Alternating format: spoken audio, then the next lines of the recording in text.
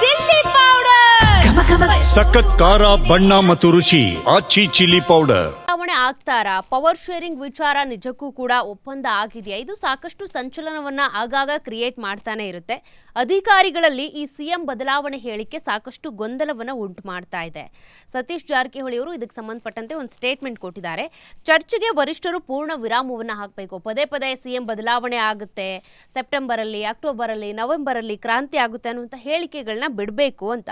ನಾಯಕತ್ವ ಬದಲಾವಣೆ ಕುರಿತು ನಡೀತಾ ಇರುವಂತಹ ಚರ್ಚೆ ಮತ್ತು ಗೊಂದಲಗಳಿಗೆ ಹೈಕಮಾಂಡ್ ನಾಯಕರು ಏನಿದ್ದಾರೆ ಪೂರ್ಣ ವಿರಾಮ ಹಾಕಬೇಕು ಅಂತೇಳಿ ಲೋಕೋಪಯೋಗಿ ಸಚಿವ ಆಗಿರುವಂಥ ಸತೀಶ್ ಜಾರಕಿಹೊಳಿ ಅವರು ಆಗ್ರಹ ಮಾಡಿದ್ರು.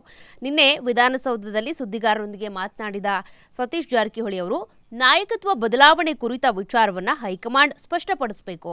ಆ ಮೂಲಕ ಎಲ್ಲಾ ಗೊಂದಲಗಳಿಗೂ ಕೂಡ ಒಂದು ಪೂರ್ಣ ವಿರಾಮವನ್ನ ಹಾಕಬೇಕಾಗುತ್ತೆ. ಇಲ್ಲ ಅಂತಂದ್ರೆ ಅಭಿವೃದ್ಧಿ ಕಾರ್ಯಗಳಿಗೆ ತೊಡಕಾಗೋ ಸಾಧ್ಯತೆ ಇದೆ. ಹಾಗೂ ಪಕ್ಷದಲ್ಲಿ ಅಧಿಕಾರಿಗಳಲ್ಲೂ ಕೂಡ ಗೊಂದಲ ಮೂಡುತ್ತೆ. ಅಂದ್ರೆ ಅಭಿವೃದ್ಧಿ ಕಾರ್ಯಗಳತ್ತ ಗಮನ ಹರಿಸೋದ್ರ ಬದಲು ಪದೇ ಪದೇ ಇದೇ ರೀತಿ ಹೇಳಿಕೆಗಳನ್ನ ಕೊಡ್ತಾರೆ ಅಂತ ಸತೀಶ್ ಜಾರಕಿಹೊಳಿ ಅವರು ಏನ್ ಹೇಳಿದ್ರು ನೋಡೋಣ. ಸಭೆಯಲ್ಲಿ ಹೇಳಿದ್ರು, ನಾವು ನಿಮ್ ತಟ್ಟೆಲ್ಲಿ ಏನು ಕಿತ್ಕೊಳಕ್ ಬರೋದಿಲ್ಲ ನಾವು ಅಂತ ಹೇಳಿದ್ರು. ಹೌದು, ಉಗ್ರಪ್ಪ ಅವ್ರು ಹೇಳಿದ್ರು, ನೀವು ಬರೋದಾದ್ರೆ ನಿಮ್ದು ಎಲ್ಲ ಏನು ಪರ್ಸೆಂಟ್ ಇದೆ ತೊಗೊಂಡು ಬನ್ನಿ ಅಂತ ಹೇಳಿದ್ದಾರೆ. ಇದನ್ನು ಕೂಡ ನಾವು ಮುಂಚೆ ಕೂಡ ಹೇಳಿದ್ದೀವಿ ಸುಮಾರು ಸಾರಿ. ಸೊ ನೋಡೋಣ, ಅದಿನ್ನೂ ಆಗಬೇಕು, ಬರಬೇಕು, ಬಂದ್ಮೇಲೆ ಅದ್ರ ಬಗ್ಗೆ ಚರ್ಚೆ ಮಾಡೋಣ.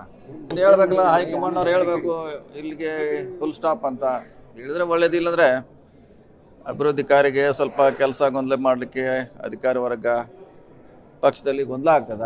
ಸೊ ಅದಕ್ಕೊಂದು ಫುಲ್ ಸ್ಟಾಪ್ ಹಾಕಬೇಕು ಬೇಗ ಅಂತ ನಮ್ಮ ಅಭಿಪ್ರಾಯ.